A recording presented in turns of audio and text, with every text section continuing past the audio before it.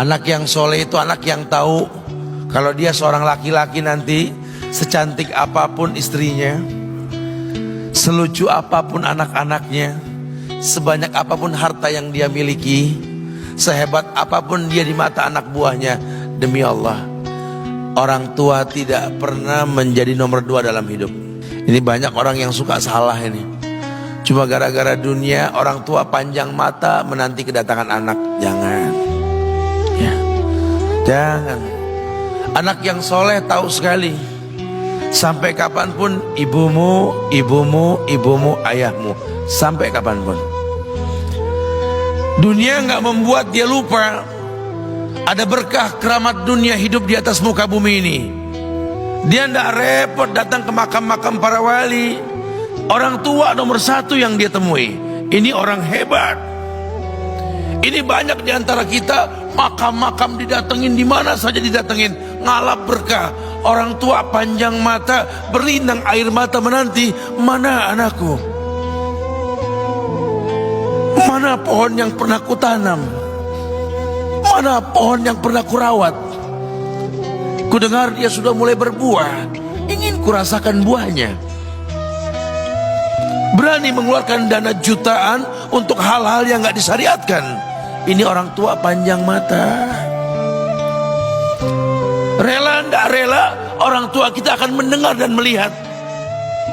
Ma, aku pengen nikah, aku pengen berkeluarga, ma. Ya orang tua ya seneng lah. Cuma kalau inget metik buahnya belum terasa, ya ada perasaan kayak gimana gitu loh. Karena dia tahu setelah ini dia akan menikah, bahwa anak orang ada kehidupan yang berbeda yang bakal dia rasa. Orang tua makin hari makin rentan, bukan makin seger. Yang perempuan dibawa orang, ya Allah. Baru kemarin perasaan mainin poni, ini anak perempuan kita, betul. Baru kemarin mainin kepangan rambutnya, ya Allah. Ya Allah, baru kemarin perasaan saya titah dia, titah, ya Allah. Belajar jalan, bisa berlari bawa sesuatu, coret-coret tembok, aduh Masya Allah. Sekarang udah gede, dibawa orang, ya Allah, Masya Allah. Yang laki dekat sama mamahnya. Baru kemarin tangan mungilnya kita tuntun, kalau kelepas dia nangis, betul. Sekarang tangannya keker besar, tangan ibunya keriput, betul. Mau nangkep tangan anak pun sudah mulai susah. Membawa anak orang datang dengan gagah, cium tangan, cipika-cipiki, udah. Ma, kita jalan dulu, Ma ya. Udah mama, udah. Digandeng tangan kekasihnya, dirangkul pundaknya. Ini anak laki ndak tahu ibunya kayak diiris-iris jantungnya. Dia lihat tangannya yang keriput, ya Allah. Udah berapa lama tangan ini nggak dibawa sama anak ini? Udah berapa lama tangan ini nggak digandeng sama anak saya? Kita merasa bangga akur merangkul istri kita, ibu kita ngelihat pundaknya. Udah berapa lama pundak ini nggak dirangkul seperti itu, ya Allah. Dulu aku berdandan secantik-cantiknya, ku dandankan anaknya, ku bawa di hadapan kawan-kawanku bangga. Lihat anakku. Tapi dia tidak pernah berdandan rapi membawa aku ke hadapan teman-temannya. Lihatlah ibuku. Ibunya sudah kebayang, ya Allah, ini anak bakal minta nikah sebentar lagi. Yang wajar kalau orang nanam pohon pengen metik buah, wajar. Ini buah belum terasa, pohon sudah mau dibawa. Kebayang tidak? Ya Allah. Mulai dia kebayang. Sehingga rasa-rasa seperti ini menjadi tumpukan rasa di hati orang tua kita, yang nanti pada akhirnya dia pun bakal kembali ke hadirat Allah, kita pun bakal kembali ke Allah, betul? Sementara yang namanya kemuliaan datang dengan cara sabab yang benar. Ridallah fi ridal walidain wa sukhtullah fi sukhtil walidain. Ridanya Allah ada di ridho orang tua, murkanya pun sama. Karena semua ibadah yang dia lakukan berujung pada surga. Dan yang paling gampang ketika dia mau menaklukkan dunia, demi Allah, berkah orang tua dulu yang dia ambil. Ini dirasa oleh orang mulia yang Nabi katakan, innahu min ahlis sama, innahu min ahlis sama. Manhu? Siapa dia? Sahabat, manusia yang pernah hidup zaman sahabat tapi nggak ketemu Rasul, yang bernama Uwais Al-Qarni, pemuda miskin pengembala kambing di negeri Yaman. Padang tandus yang dia tinggal di situ,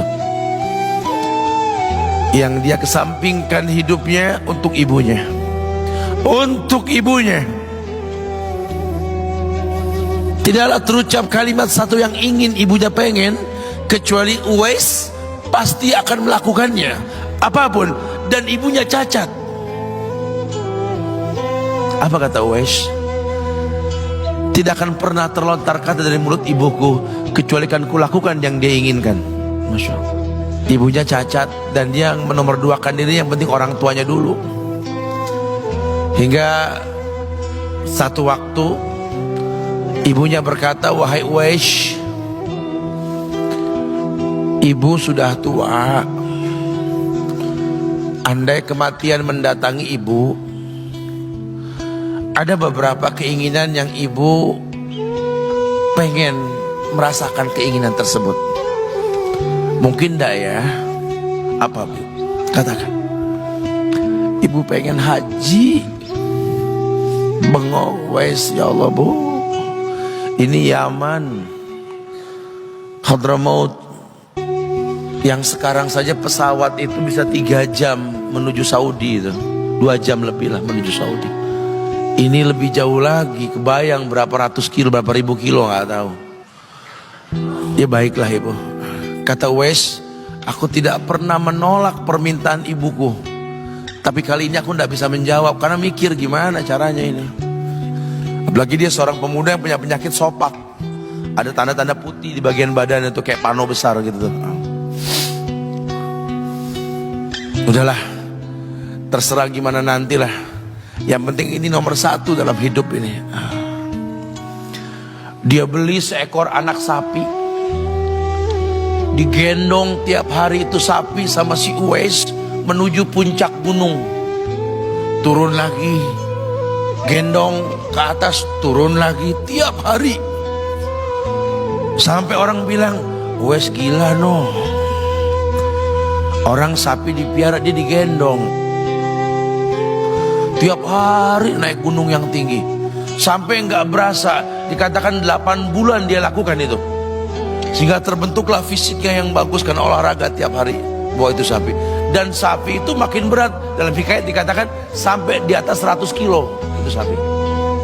Kemudian dia tetap gendong ke atas dan dia yakin, bismillah saya yakin, sampailah bulan haji. Ibu naik ke pundakku, digendong ibunya dari negeri Yaman. Subhanallah, gak ada yang gak mungkin. Lihat, dibawa ibunya ke Mekah, bertawaf di Ka'bah, dunia menyaksikan.